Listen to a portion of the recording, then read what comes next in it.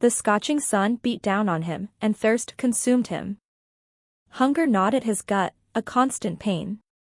Magnus felt fatigued, and he could bear the pain no more.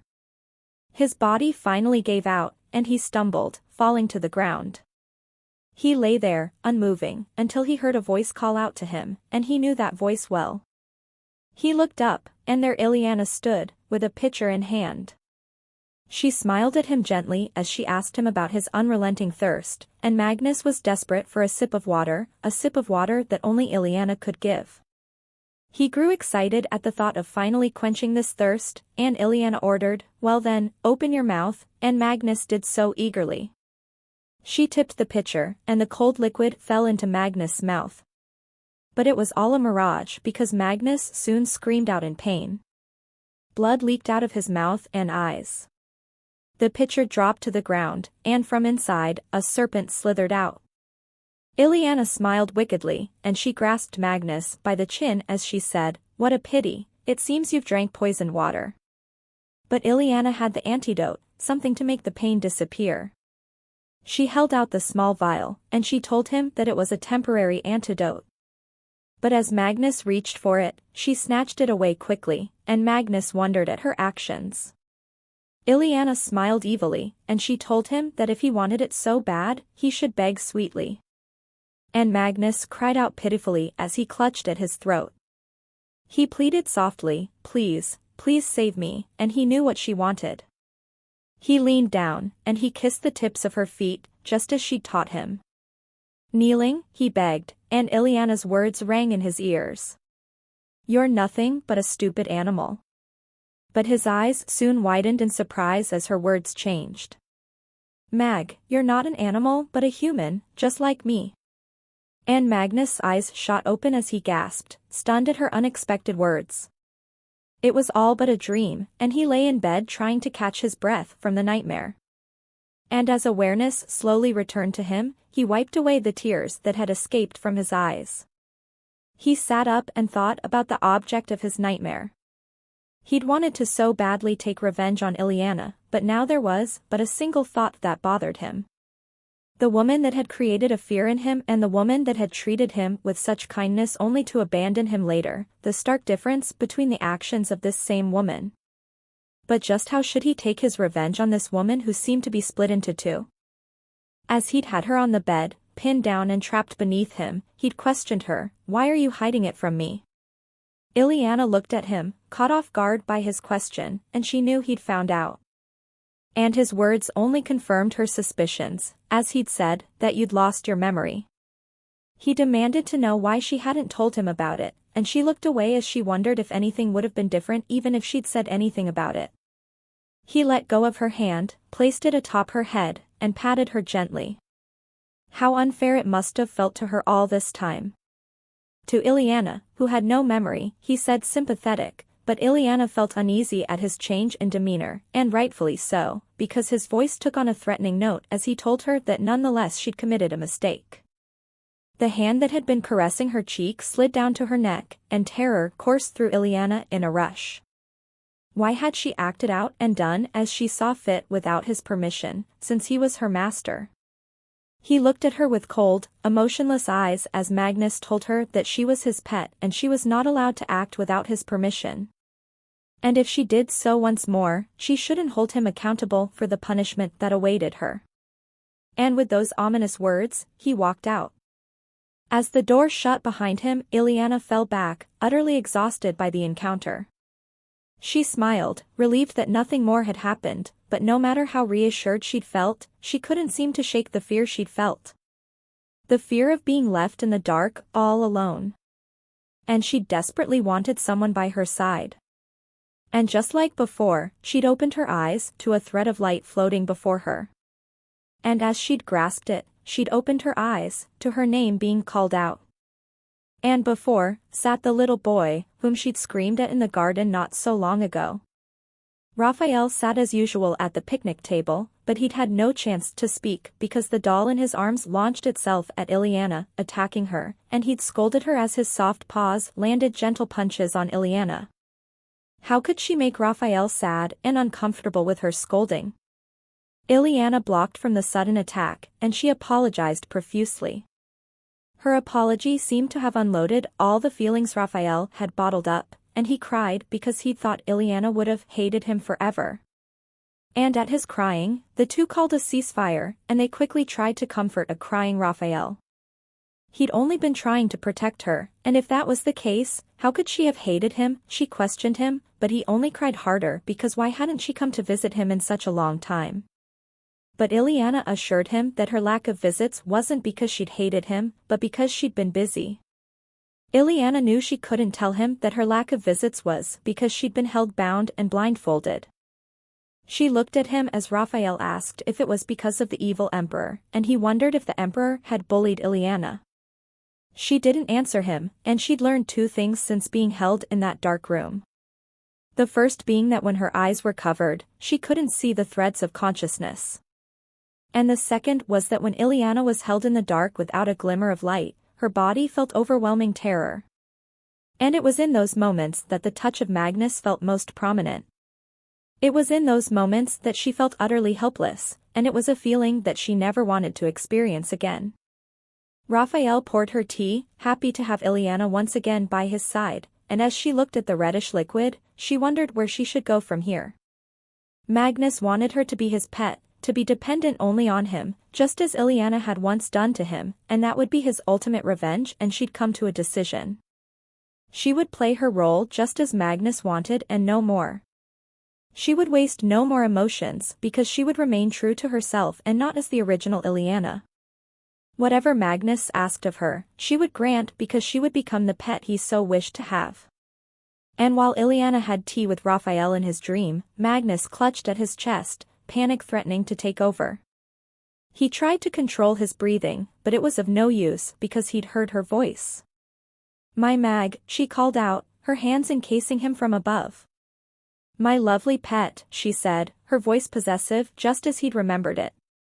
He looked up, his panic growing as she loomed over him. Magnus screamed out in alarm, and he scrambled out of his seat, toppling to the ground. But as he glanced at his seat once more, she wasn't there and it was all but an illusion his mind had created.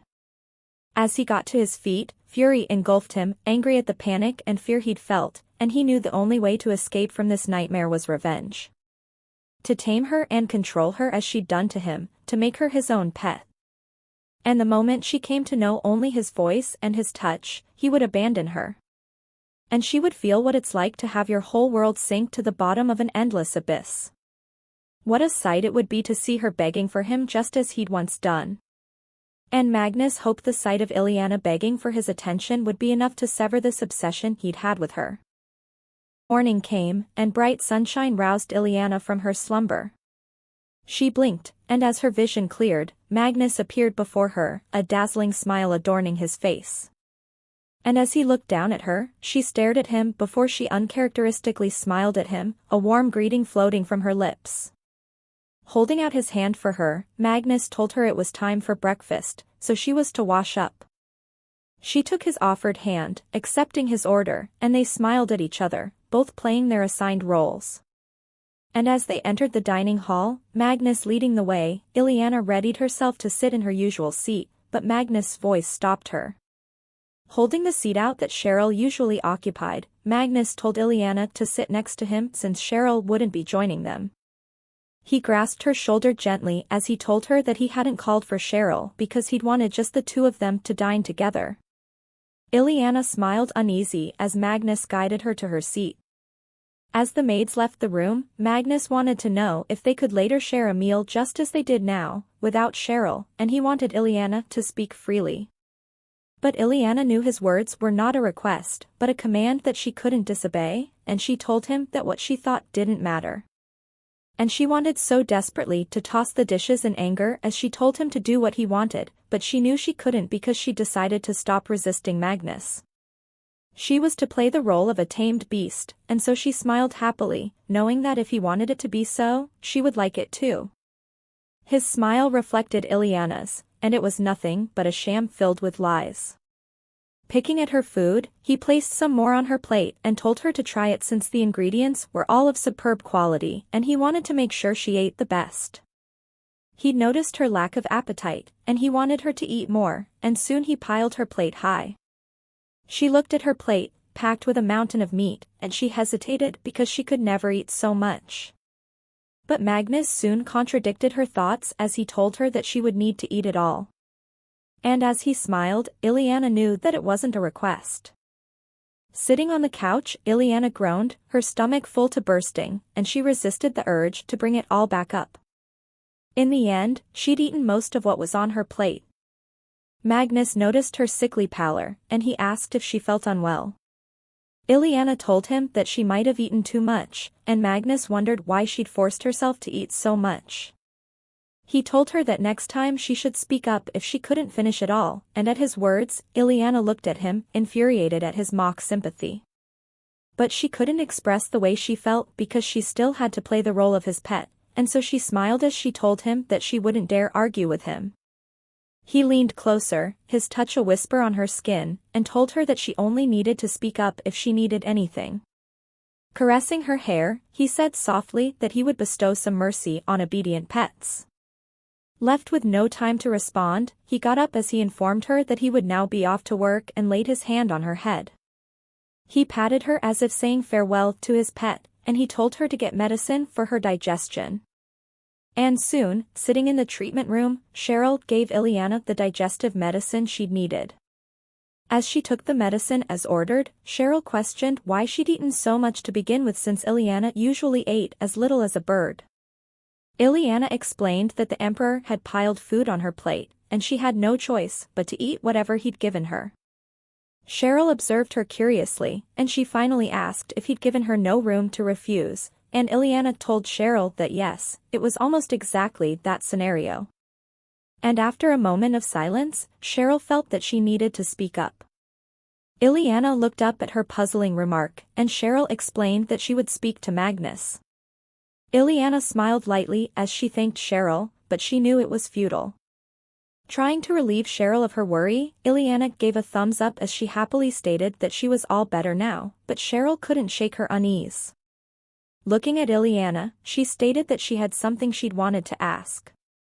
She looked at Cheryl, and she wondered what this could be about, but Cheryl didn't want to speak in the treatment room, so she suggested they move their conversation somewhere else. They sat facing each other, and Cheryl explained that when Magnus was still a prince, he'd disappeared for a long period of time. And the reason for this was because he'd been imprisoned in a dark place by a woman. And the time he'd spent in that place was a time that had scarred him deeply. But Magnus claimed that this woman who had tormented him was none other than Ileana Glane. Looking at Ileana, Cheryl wanted to know the truth, and so she asked frankly, "Are you the lady who imprisoned the Emperor?" But Ileana answered unexpectedly, "How could I know?" And her words surprised Cheryl. She told Cheryl that no matter how many times she was asked, she would still give the same answer, and that was because she'd lost her memories of that time. Cheryl was once again left flabbergasted, and she could only gape at this new information. She wanted to know when exactly Ileana had lost her memories, and Ileana told her that it had been 2 years since she'd lost her memories because of a severe fever. Cheryl flopped back in her seat, defeated because there was truly no way of knowing the truth now. Cheryl commented about the unfairness of it all, and her words triggered Ileana so much that she'd burst out of her chair in a shout.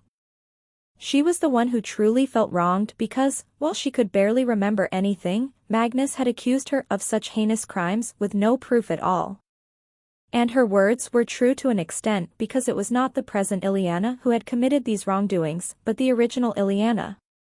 And Cheryl agreed because she'd felt that Magnus' punishment was too cruel and that this matter needed to be thoroughly investigated before any fingers could be pointed.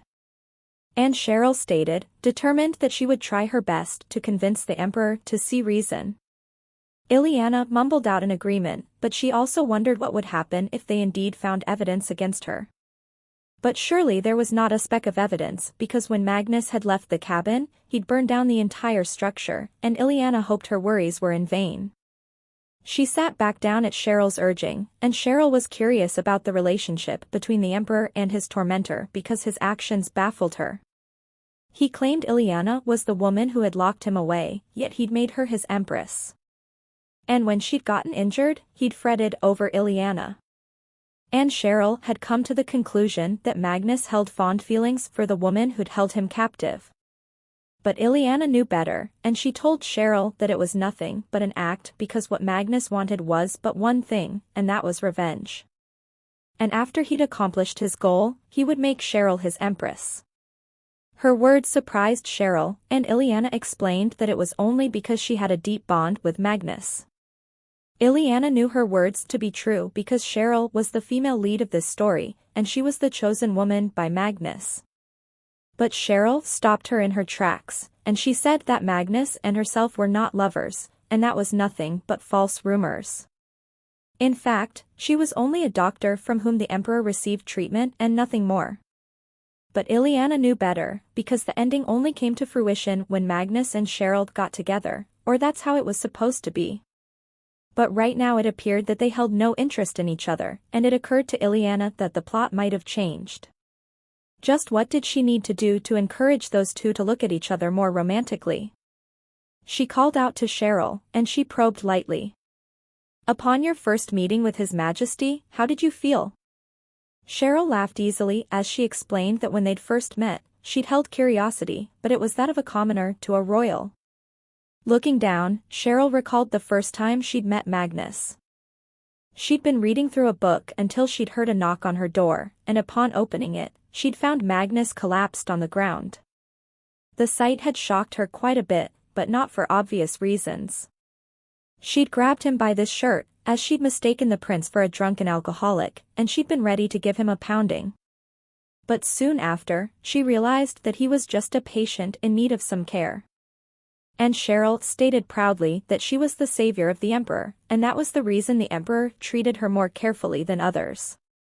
But Ileana knew all this already because she'd read in the novel that their first meeting was anything but romantic. But the more Cheryl cared for Magnus, the more their feelings grew for each other, and "Mag is mine." This voice in her head stopped her thoughts. "I'm the one who saved his life," the voice screeched insistently, and it was so sudden that Ileana moaned in pain. Cheryl got up alarmed, wanting to know the problem, but Ileana struggled as she said that she suddenly felt ill. She got up and hurried to the door, bidding Cheryl a hasty farewell. And as she burst through the door, the guard looked up surprised, and she inquired if Ileana would be returning to her room. But the guard's words fell on deaf ears because all Ileana could focus on was the possessive feelings of the original Ileana. It wrapped around her, and it suffocated her, and the furious voice didn't stop as it asked her why had she let her pet go. "How dare you do that," it said, and the words rang in Ileana's head, words she couldn't stop. "You were the one who stole my pet," the voice screamed outrage, and Ileana had to tell herself that these surges of emotions were not her own. She'd made it back to her room, and as she sat on the bed, her face buried in her arms, light footsteps approached her, and Magnus called out her name. "How are you feeling?" he questioned her, but she didn't answer, and he wondered if her silence was an indication that she still felt unwell. But as he leaned close, reaching out to touch her, she looked up. Tears dripped down her face, her eyes reflecting the torment inside. But it was not torment alone that her eyes held. Her tears took Magnus by surprise, and he wanted to know why she cried. "What has saddened you?" he asked as he reached out to wipe at her wet eyes, but she only called out his nickname softly. But just as quickly, Ileana's emotions turned dominant once more, as it said, "My lovely beast." Her hand reached out of her control. She wanted her beast once again in her grasp, and her hands slowly made their way to Magnus' neck as the voice shouted angrily, "You dare leave me and hold another in your arms." But just at the last second, Ileana's control won over, and she swiped her hand away quickly before she could touch the emperor. She looked away as she assured Magnus that she'd only cried because of her mood swings. Magnus told her that the reason for this was surely because she'd been curled up for a long time in her room. He gently stroked the hair away from her face, and Ileana stole a glance at him as he continued his actions. She didn't want to admit it, but she felt delighted at the attention Magnus showed her, and she wondered why. She couldn't understand her own emotions. Why did she feel such overflowing joy for the man who had tormented an innocent person such as herself? But it couldn't be her emotions, and Ileana was certain it stemmed from the lingering feelings left in this body. But she was soon taken by surprise as an arm wrapped around her and Magnus pulled her close to his body, and he nagged her to take good care of herself. She was to do light exercise every day with walks in the garden, and she needed to pay more attention to her meals. And she was to also go to Cheryl for checkups regularly. But Ileana scoffed softly at his words, and she told Magnus that anyone who listened to him would misunderstand and think that he held much affection for her. But his words stated otherwise as his lips curled into a wicked smile. "It's not a misunderstanding," he said, wrapping his arms more securely around her waist. He pulled her closer as he stated, "I do adore you." She grasped the hand that had held her chin, and she wanted to know why he liked her. During their stay in the cabin, she'd asked him the same question as they'd sat similarly to now. And Magnus had looked like a boy with his first crush as he'd confessed his love, and when questioned why, confusion had creeped onto his face as he failed to answer. A stark contrast to Magnus now as he smiled confidently and he said, "Why do I need a reason since things of that nature are insignificant?" And his arrogant tone clearly showed the difference between the past Mag and the Magnus now, and Ileana felt this difference between his past and present self all the more unsettling. Because now this Magnus lied with intention, just like her unfaithful ex-boyfriend in her previous life. She told Magnus how confounding and contradictory his actions were since he'd promised to enact his revenge on her. And Magnus clarified that it was only because she'd abandoned him. And now he straddled the thin line between hate and love, and he understood that the only reason he wanted to take revenge on her was because he loved her so much. But she did something rather unexpected as she grabbed Magnus around his neck and abruptly pulled him towards her. She fell back, Magnus in her embrace, and her sudden actions stunned Magnus. He called out her name in confusion, and she held him close as she told him that she couldn't resist since Magnus felt that way about her. And looking into his eyes, she told Magnus, "I will love you too. I will immerse myself in all that is you, so much so that I will not be able to live without you, just as you had wished." She grasped his face, and she held his stare. They would play the roles assigned to them, right to the very end. And Magnus agreed as he told her that she just needed to look only at him and to love only him, just like a little animal begging for attention at its master's feet. And so began the war between the master and his pet. He leaned close, his intention clear, and as he captured Ileana's lips in a kiss, she thought satisfied with this arrangement that she would be tamed by him in order for him to be abandoned by him, leading to the completion of his revenge. They broke apart, and Ileana gasped for breath, but Magnus was far from done, and he dived back in for more of all that was Ileana. And when he released her lips, he pulled back as he told her that a banquet would be held in a few days, and that was where he would officially announce that she was to be his empress. She sat up, and she said, "Yes, I will be at your side, your majesty."